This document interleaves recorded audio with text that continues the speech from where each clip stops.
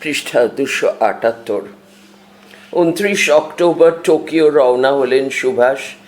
সঙ্গে গেলেন MZ কিয়ানি, AC Chatterjee, Habibur Rahman. নতুন সরকারের শিগেমি তোসু বিদেশমন্ত্রী, তিনি উষ্ণ অভ্যর্থনা জানালেন। সম্রাট হিরোহিতোর সঙ্গে দেখা হলো। সুভাষ ও তাঁর মন্ত্রীরা ইম্ফল অভিযানের সময়ে INA-র সঙ্গে সংযোগ রাখার বিষয়ে হিকারি কিকানের ব্যর্থতা নিয়ে অভিযোগ করলেন। আজাদ হিন্দ সরকারের সঙ্গে পুরোদস্তুর কূটনৈতিক সম্পর্ক স্থাপনের জন্য একজন রাষ্ট্রদূত নিয়োগের কথা তুললেন।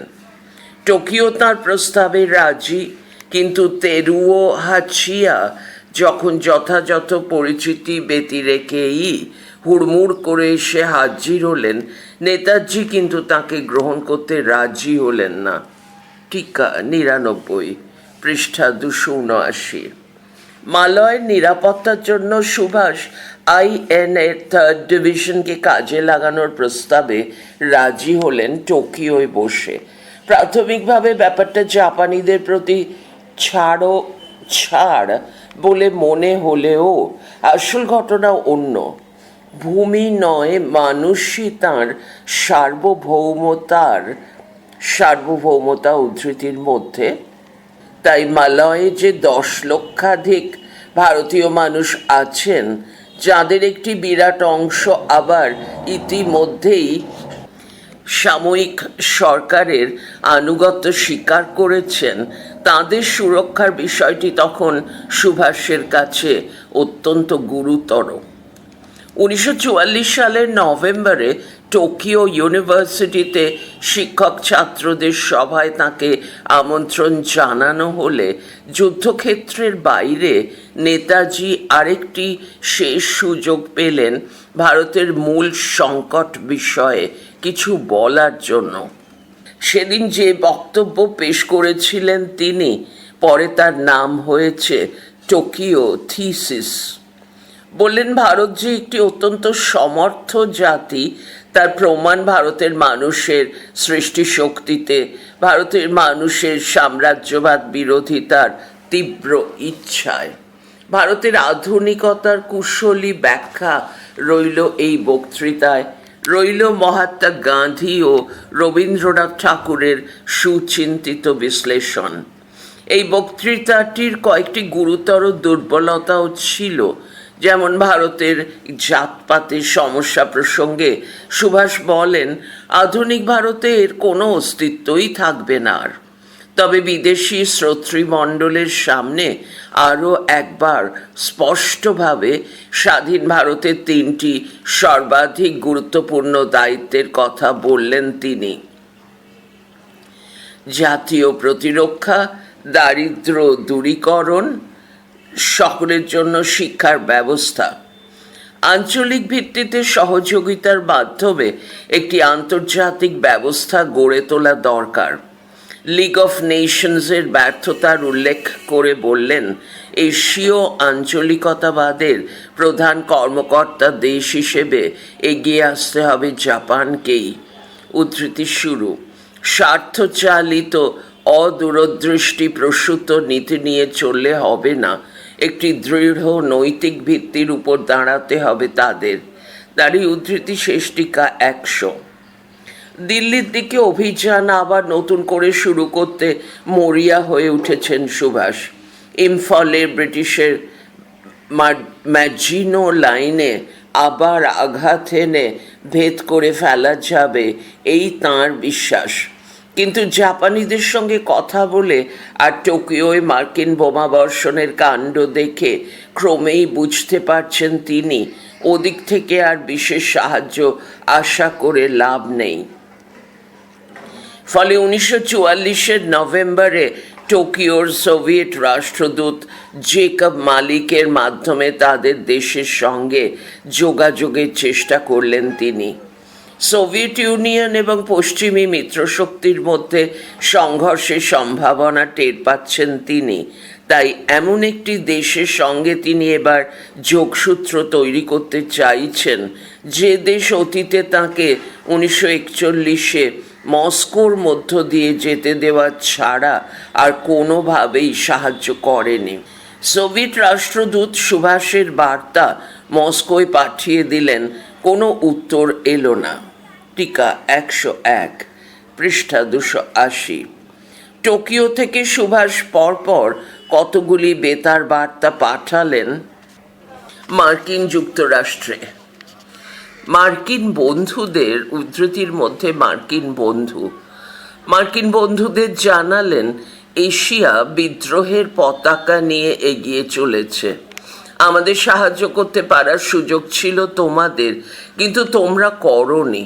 এখন জাপান আমাদের সাহায্য করতে চায়, আমরাও তাদের সদিচ্ছায় আস্থা না রাখার কোনো কারণ দেখি না। এই কারণেই আমরা তার সঙ্গে এই যুদ্ধে ঝাঁপিয়ে পড়েছি। তোমাদের বিরুদ্ধে এবং আমাদের চিরকালের শত্রু ইংল্যান্ডের বিরুদ্ধে আমাদের এই যে যুদ্ধ ঘোষণা, তা জাপানকে সাহায্য করার জন্য নয়, আমাদের নিজেদের সাহায্যের জন্যই, এশিয়ার সাহায্যের জন্যই। টিকা 102। জাপান যাত্রার সুযোগে যুদ্ধ পরবর্তী বিশ্ব মানচিত্রের দুই মহাশক্তির মধ্যে একটির সঙ্গে যোগাযোগ করলেন তিনি এবং অন্য দেশটির কাছে নিজের অবস্থান ব্যাখ্যা করলেন। নেতাজির এই সময়কার চিঠিপত্র থেকে একটি বিষয় পরিষ্কার, টোকিওর মিলিটারি একাডেমিতে প্রশিক্ষণের জন্য প্রেরিত তরুণ শিক্ষার্থীদের জন্য এবং ঝাঁসির রানী রেজিমেন্টের কিশোরী তরুণীদের জন্য তাঁর উৎকণ্ঠা ও দুর্ভাবনা ছিল প্রবল। টোকিও ক্যাডেটদের সঙ্গে সময় কাটানো তার কাছে খুবই জরুরি মনে হয়েছিল। 29 নভেম্বরে তার কন্যার দ্বিতীয় জন্মদিন। তাদের লিখলেন, প্রিয় বন্ধুরা, নিপ্পনের মাটি ছেড়ে চলে যাওয়ার আগে আমি তোমাদের আমার ভালোবাসা জানাই, তোমাদের সাফল্য কামনা করে আমার শুভেচ্ছা জানাই।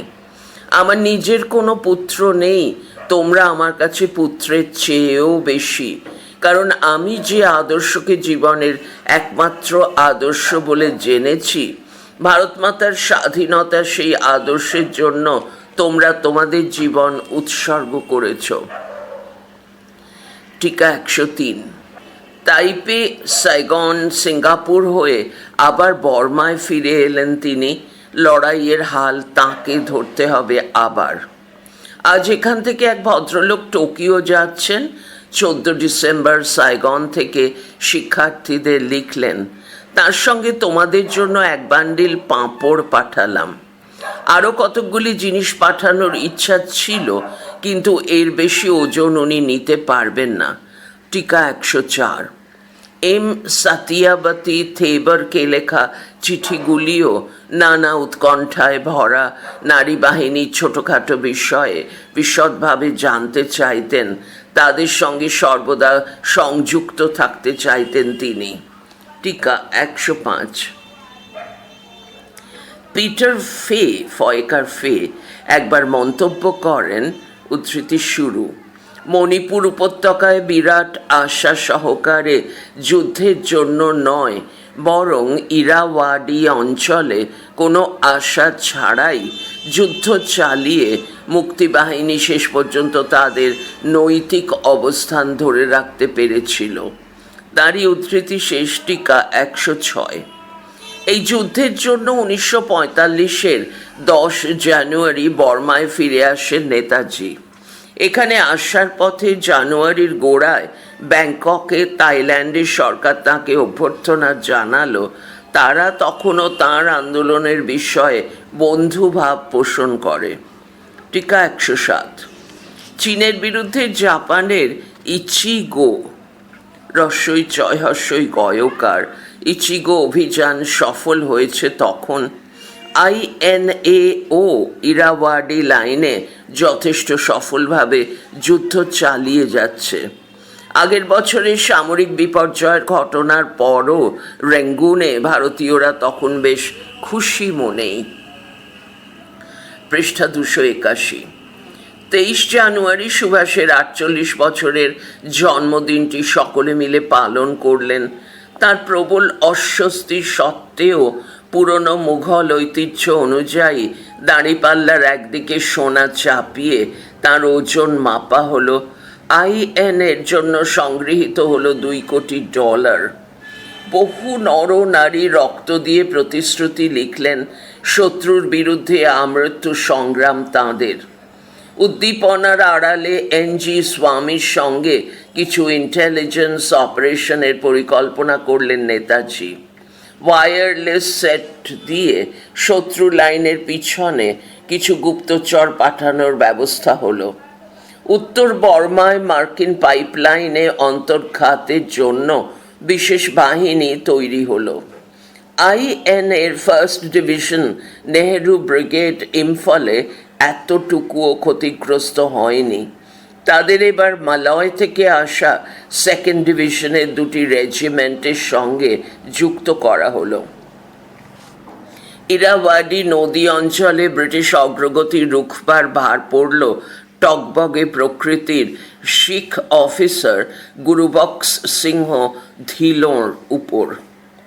নেহরু ব্রিগেডের অসংখ্য তামিল সেনার নেতৃত্ব দিতেন তিনি। নেতাজির মিলিটারি সেক্রেটারি প্রেম কুমার সাহগালকে পাঠানো হলো মাউন্ট পোপার কাছে, পয়কার পয়াকার পোপা, আর হাকা ফালাম সেক্টরে বীরত্ব দেখিয়ে বিশিষ্ট হয়ে উঠেছেন যে তরুণ, সেই মেহবুব আহমদ নিলেন সাহগালের স্থান, সুভাষের সামরিক সহকারী স্থান। টিকা 108। 10 ফেব্রুয়ারি রেঙ্গুনের মাইল 6 দক্ষিণে মায়াং IN হাসপাতালের উপর মার্কিন B-29 বিমান 5 দফায় হানা দিয়ে তাদের আগুন বোমা নিক্ষেপ করে গেল। সম্পূর্ণ হাসপাতাল ঝলসে গেল সে আঘাতে। হাসপাতালটির উপর বেশ বড় করেই রেড ক্রস চিহ্ন দেওয়া ছিল, কিন্তু একটু দূরেই জঙ্গলের মধ্যে জাপানিরা প্রচুর পরিমাণ গোলা বারুদ জমিয়ে রেখেছিল বলেই নাকি এই কাণ্ড। উড়ন্ত দুর্গের মতো মার্কিন বম্বারের হানায় বহু অসুস্থ রোগী নিহত হলেন সেদিন। বেঁচে গেলেন যাঁরা, গুরুতর দগ্ধ সেই মানুষগুলিকে দ্রুত পাঠানো হলো রেঙ্গুনের জেনারেল হসপিটালে। স্বামী এবং আইয়ার নেতাজির গাড়িতে উঠে ঘটনাস্থলে যাচ্ছিলেন।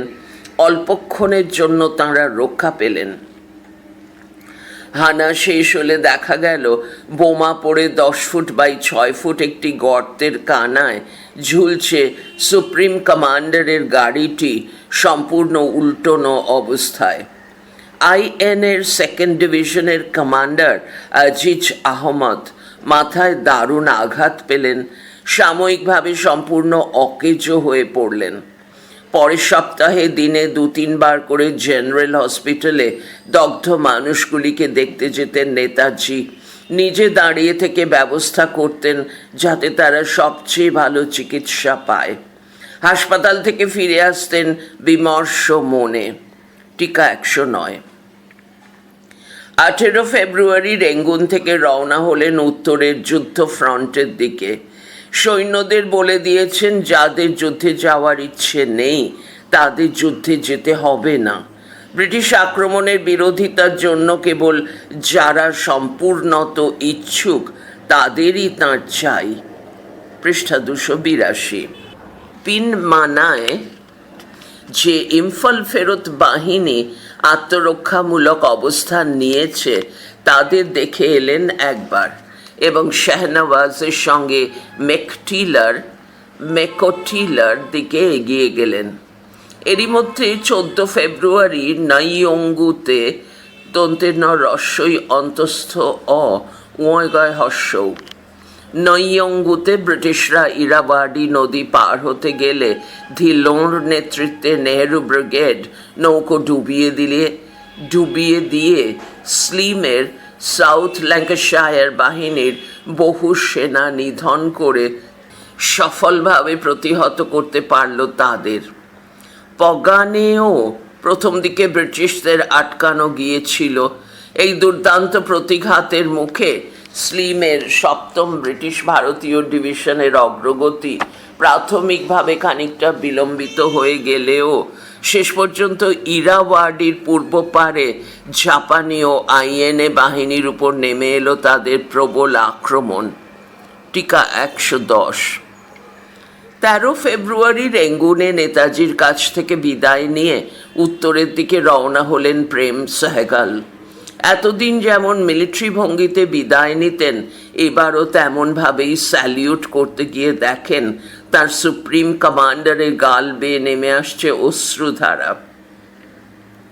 সেহগাল নেতাজিকে আশ্বাস দিলেন দুশ্চিন্তার কিছু নেই, তিনি ঠিকই থাকবেন। ১৭ ফেব্রুয়ারি মাউন্ট পোপার পশ্চিম ঢালে আত্মরক্ষামূলক অবস্থান নিলেন তিনি। ২১ ফেব্রুয়ারি নেতাজি যখন মেকটিলা পৌঁছলেন, ব্রিটিশরা তখন নাকি নইয়ঙ্গু থেকে এগিয়ে যেতে শুরু করেছে, কিন্তু ফ্রন্টে ঠিক কী পরিস্থিতি তা তখনও অস্পষ্ট। নেতাজির নির্দেশে শাহনওয়াজ ও মেহবুব আহমদ এগিয়ে চললেন পোপার দিকে যথার্থ খবর সংগ্রহের জন্য। কালাও ও টঙ্গীর আইএনএ হাসপাতাল পরিদর্শন করলেন নেতাজি। রেঙ্গুনের কাছে জিয়াওয়াড়িতে তাদের স্থানান্তরিত করতে বললেন। ২৫ ফেব্রুয়ারি শাহনওয়াজ ও মেহবুব আহমদ মেকটিলায় ফিরে নেতাজিকে অনুনয় করলেন মাউন্ট পোপার দিকে যেন একেবারেই না এগোন, কিন্তু তিনি তখন জেদ ধরে আছেন সেদিকেই যাবেন। মেজর রাওয়াত নানাভাবে চেষ্টা করছেন যাতে তাঁর যাত্রা একটু পিছনো যায়। ২৬ ফেব্রুয়ারি সকালে সংবাদ মেকটিলার ১০ মাইল উত্তরে মাহোলেং এ পৌঁছেছে ব্রিটিশরা। মেকটিলা এবং মান্দালয়ের রাস্তা তারা বন্ধ করে দিয়েছে। মেকটিলা থেকে কাউকপাদাংয়ের রাস্তাও বন্ধ, অর্থাৎ আইএনএর সুপ্রিম কমান্ডার মেকটিলার ফাঁদে আটকা পড়েছেন, কোনো পথই খোলা নেই। টিকা ১১১। কিন্তু না, নেতাজি ও শাহনওয়াজ ঠিক করলেন যে করেই হোক বেরোতেই হবে মেকটিলা থেকে, যেতেই হবে দক্ষিণে পিনমানার দিকে। শাহনওয়াজ অবস্থাটা বর্ণনা করেছেন এভাবে, কোলন উদ্ধৃতি শুরু: সকলেই বেশ উৎফুল্ল। একটা কথা ঠিক, শত্রুরা আমাদের কোনো মতেই জীবন্ত ধরতে পারবে না। গাড়িতে উঠে রওনা হওয়ার সময় নেতাজি তাঁর কোলে একটি গুলি ভরা টমি বন্দুক নিয়ে বসলেন। রাজুর কাছে দুটি হ্যান্ড গ্রেনেড তৈরি রইল। জাপানি অফিসারটির হাতে আরেকটি টমি বন্দুক, আর আমার হাতে একটা গুলি ভরা ব্রেন বন্দুক। পৃষ্ঠা ২৮৩। যে কোনো মুহূর্তে যাতে গুলি ছুঁড়তে শুরু করতে পারি তার জন্য আমরা প্রস্তুত। গাড়ির পাদানিতে উঠে দাঁড়ালেন জাপানি অফিসার, যাতে শত্রুপক্ষের কোনো বিমান এলেই দেখতে পান। রাজু ড্রাইভারের পাশে, যাতে শত্রুরা রাস্তা আটকে রাখলে তার চোখ এড়িয়ে না যায়, আর নেতাজি ও আমি পিছনে বসে আছি, রাস্তার দুই পাশে খেয়াল রাখছি। তারই উদ্ধৃতি শেষ। মেকটিলার ২০ মাইল দক্ষিণে ইনডও দন্তের ড ও ইনডও গ্রামে পৌঁছনো মাত্র মেশিন গান সজ্জিত শত্রু বিমান আকাশ থেকে ঝাঁকে ঝাঁকে গুলিবর্ষণ করতে লাগলো সেই গ্রামের উপর। ১০ ইঞ্চির লম্বা কার্তুজও ছুঁড়তে দ্বিধা করছে না তারা, যেগুলি সাধারণত বড় ট্যাঙ্ক কিংবা রেল ইঞ্জিন ধ্বংস করতেই ব্যবহার হয়। ফল দাঁড়ালো, উদ্ধৃতি শুরু, মানুষের শরীরের উপর তাণ্ডব লীলা। উদ্ধৃতি শেষ তাঁরই। ইনডও এর কাছে জঙ্গলে দিনের বেলাটা লুকিয়ে থেকে নেতাজি পিনমানা পৌঁছলেন ২৭ ফেব্রুয়ারি। টিকা ১১২। পিনমানায় পৌঁছানোর পর ফার্স্ট ডিভিশনে যারা বাকি, তখনও তাদের নিয়ে আবার একটি নতুন ব্রিগেড তৈরি করলেন নেতাজি। এর নাম হলো এক্স রেজিমেন্ট। ঠাকুর সিংকে নেতৃত্বে বসালেন। পিনমানার ঠিক উত্তরে ইয়েজিনে তাকে আত্মরক্ষামূলক অবস্থান নিতে বললেন। বাকি ডিভিশনের নেতৃত্বে রইলেন রাজা মোহাম্মদ আরশাদ। অসুস্থ সেনাদের 10 মাইল পিছনে সরিয়ে দেওয়া হলো। নির্দেশ দেওয়া হলো ব্রিটিশরা যদি এক্স রেজিমেন্টের প্রতিরক্ষা ভেঙে ফেলে সেক্ষেত্রে তারা যেন আত্মসমর্পণ করে দেয়। 1 মার্চ নেতাজি শাহনওয়াজকে তাঁর সিদ্ধান্তের কথা জানালেন। উদ্ধৃতি শুরু: পিনমানায় থেমে এবার ব্রিটিশের বিরুদ্ধে শেষ লড়াইটা লড়তে হবে। দাঁড়িয়ে উদ্ধৃতি শেষ। শাহনওয়াজ কিন্তু তাকে বোঝানোর চেষ্টা করলেন যতক্ষণ পর্যন্ত না ব্রিটিশরা মেকোটিলায় তাদের অবস্থান দৃঢ় করতে পারে এমন লড়াইয়ের সম্ভাবনা কম। বস্তুত গোটা মার্চ মাস ধরেই বর্মার এই ফ্রন্ট একেবারে এক জায়গায় রইল। জেনারেল ফ্র্যাঙ্ক মেসার্ভির নেতৃত্বে একটি ঝটিকা বাহিনী পাঠিয়ে মেকোটিলা দখল করতে বলে জেনারেল স্লিম একটু ঝুঁকি নিয়েছিলেন। এখন এই বাহিনী বাকিদের থেকে খানিকটা বিচ্ছিন্ন হয়ে গেল। জেনারেল হাইতারো কিমুরা বর্মায় জাপানি কমান্ডার কাওয়াবের স্থান নিয়েছেন। এখন তিনি এবার নিজেদের সমস্ত সেনাকে একত্র করে মেকোটিলায় 17 ব্রিটিশ ভারতীয় ডিভিশনকে ঘিরে ফেলে ধ্বংস করার পরিকল্পনা করছেন। মার্চ মাস ধরে মেসার্ভির বাহিনী কোনো ক্রমে মেকোটিলার পূর্ব দিকে একটি গ্রামে এবং বিমান ঘাঁটিতে টিকে থাকার চেষ্টা করে গেল। কিমুরার শেষ চাল যদি সফল হতো, স্লিম হয়তো বর্ষা আসার আগেই রেঙ্গুনের বাইরে আটকে যেতেন। দুই পক্ষের কেউই নিশ্চিত জয় পেতেন না।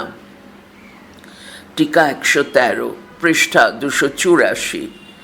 2 মার্চ একটি দুঃসংবাদ পেলেন সুভাষ। 2nd ডিভিশনের 5 অফিসার পোপার কাছে দল ছেড়ে ব্রিটিশ পক্ষে যোগ দিয়েছেন। 7 মার্চ রেঙ্গুন ছেড়ে পোপা যাচ্ছিলেন শাহনওয়াজ। নেতাজি তাকে বললেন, নিজের বিচার বুদ্ধিতে যেসব অফিসারকে বিশ্বাসযোগ্য বলে মনে করবেন তিনি তাঁদেরই যেন ফ্রন্টে নিয়ে যান। টিকা 114। মার্চে বর্মার যুদ্ধে আরও একটা নতুন জটিলতা যোগ হলো। যুদ্ধের ভাগ্য পাল্টাতে শুরু করায় অনুসার সান দন্তের সহায়িকা দন্তের অং সান এবার জাপানিদের বিরুদ্ধে চলে গেলেন। স্লিমকে সহায়তা শুরু করলেন।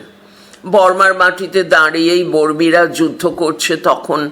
বর্মীদের কাছে জাপানিরা মোটেই প্রিয় নয়। জাপানিদের অসীম স্পর্ধার কারণেই তাদের মধ্যে সুসম্পর্ক হয়নি। বর্মাবাসী ভারতীয়রা তখনও দেশপ্রেমে উদ্বুদ্ধ। পক্ষ পাল্টাতে তাঁরা অন্তত রাজি নন। তাঁদের লক্ষ্য ভারতে ব্রিটিশ শাসনের অবসান। সাময়িক সরকার মালয়ের বিশাল প্রবাসী ভারতীয় স্বার্থও রক্ষা করতে বদ্ধপরিকর। শেষ অবধি ভারতীয়দের সঙ্গে বর্মীদের রফা হলো পরস্পরের বিরুদ্ধে যুদ্ধ নয়। যদিও দুই পক্ষের মধ্যে আগে কিছু জাতিগত সংঘর্ষ হয়েছে, স্বাধীন ভারতের সাময়িক সরকারের তুলনামূলক সম্পন্নতার বিরুদ্ধে বর্মা সরকারের ঈর্ষাকাতরতার ঘটনাও ঘটেছে। তবু সেই অনাক্রমণ চুক্তিই বহাল রইল। টিকা 115। স্বাধীনতার আদর্শে ভারতীয় সৈন্যরা সম্পূর্ণত উদ্বুদ্ধ কি না এই বিষয়ে সুভাষচন্দ্র বসু অত্যন্ত সংবেদনশীল। 1757 সালে পলাশীতে যে বিশ্বাসভঙ্গের ঘটনা ঘটেছে, যার থেকে ব্রিটিশ ঔপনিবেশিক শাসনের সূত্রপাত, সে ঘটনা তাঁর মনে সর্বক্ষণ জাগরুক। 13 মার্চ সাহসিকতা ও কাপুরুষতার বিষয়ে তাঁর একটি বক্তব্য প্রকাশিত হলো, যাতে তিনি, উদ্ধৃতি শুরু, ভীতু ও অকৃতজ্ঞ মাত্রেই গ্রেফতার ও গুলি করে মারার নির্দেশ, উদ্ধৃতি শেষ, দিলেন। টিকা 116। আইএন এর মধ্যে বিশ্বাসভঙ্গ কিংবা কাপুরুষতার ঘটনা ঘটলেও শাহনওয়াজ সেহগাল ও ধিলোঁর নেতৃত্বে এপ্রিলে বহু সৈন্য মাউন্ট পোপার দিকে এগিয়ে চললেন দুর্গম সাহসের সঙ্গে। এপ্রিলের গোড়ায় কানওয়াল সিং আর তার সৈন্যরা অত্যন্ত বীরত্বের পরিচয় দিলেন লেগি যুদ্ধে। 10 এপ্রিল কাই ওয়ুক পাদাংয়ে আইএনের হাসপাতালে আবার ব্রিটিশ বোমা। এবার 80 জন নিহত, 30 জন আহত। মাউন্ট পোপা ছেড়ে বেরিয়ে আসার সময়ে আইএনএ কে কষ্ট করে দক্ষিণমুখী পথটিই ধরতে হলো। 20 এপ্রিল সাহগালের রেজিমেন্টের এক ব্যাটালিয়ন সৈন্য ক্যাপ্টেন বাগরির নেতৃত্বে তাওয়ান্দুইঙ্গি তয়াকার ও অন্তস্থ অয়াকার দন্তের নয়দয় হস্যৌ তাওয়াবন্দু রস্যই উয়গয় রস্যই তাওয়ান্দু ইঙ্গির দক্ষিণে শত্রুপক্ষের ট্যাঙ্ক ও সাঁজোয়া গাড়ির সঙ্গে কেবল হাত গ্রেনেড ও রাইফেল নিয়ে লড়তে গিয়ে সম্পূর্ণত ধ্বংস হয়ে গেল। প্রেম সাহগালকে ধরার পর জেনারেল গ্রেসি একবার তাকে জিজ্ঞাসা করেন, আচ্ছা তোমরা ঠিক কি ভেবে যুদ্ধ চালিয়ে যাচ্ছিলে? আমাদের এত অস্ত্র, তোমাদের কিছুই নেই, তবু আত্মসমর্পণ না করে লড়ে চলেছ, পাগলামি ছাড়া কি? সাহগাল মেনে নিয়েছিলেন, হ্যাঁ পাগলামি বটে, তবে একটা সুচিন্তিত বিপ্লবী পাগলামি। টিকা 117। সমস্ত রকম অসুবিধের মধ্যেও লড়াই চালিয়ে যাওয়ার এই জেদ হালকাভাবে দেখার বস্তু নয়, দেশপ্রেমের নামে বাহাদুরির চেষ্টাও নয়। এর মধ্যে ছিল এক অনমনীয় সংকল্প। ক্যাম্পে যে রাজনীতি শিক্ষা পেতেন তাঁরা হয়তো সামরিক শিক্ষার জায়গায় খানিকটা নিয়ে নিত সেই শিক্ষা, সেই রাজনীতি বোধের উপর ভিত্তি করে নেওয়া তাঁদের এই সংকল্প। টিকা 118, পৃষ্ঠা 285। 1945-এর এপ্রিলে বর্মায় এই ভারতীয়রা তখন অস্ত্রের করাল সম্ভারের মুখোমুখি। শেষ পর্যন্ত 29 এপ্রিল প্রেমকুমার সাহগাল আলামায়োর কাছে যুদ্ধবন্দী হয়ে ধরা পড়লেন। শাহনওয়াজ খান ও গুরবক্স সিং ধিলোঁ ধরা পড়লেন 18 মে পেগুর কাছে। টিকা 119। উদ্ধৃতি শুরু। আমি সব সময়ই বলেছি ভোরের আগেই আসে সবচেয়ে অন্ধকার সময়। উদ্ধৃতি শেষ। নেতাজি তাঁদের বলেছিলেন, আমরা সেই অন্ধকারতম সময়ের মধ্য দিয়ে যাচ্ছি এখন। ভোরের আলো নিশ্চয়ই আর বেশি দূরে নয়। টিকা 120। পড়া চলছে পরের ফাইলে।